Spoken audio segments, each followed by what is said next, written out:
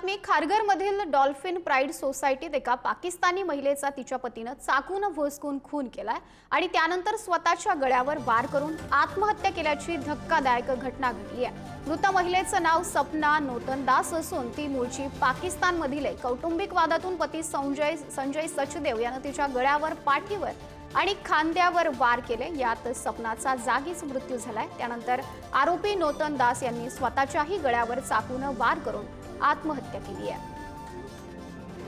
या प्रकरणामध्ये आपण खुनाचा गुन्हा दाखल केलेला आहे। प्रथम दर्शनी असं दिसून येतं की हा जो नोतनदास ओलाराम आहे त्याने त्याच्या पत्नीची चाकूने हत्या केली आणि त्यानंतर स्वतःवर पण चाकूने वार केले आणि आत्महत्या केली। पोलिसांना बोलवण्यात आलं होतं कंट्रोल रूमला फोन करून। तेव्हा सपनाने स्वतःच्या नवऱ्याविरुद्ध तक्रार देण्यास नकार दिला होता। तिने सांगितलं आमच्या घरातलीच बाब आहे।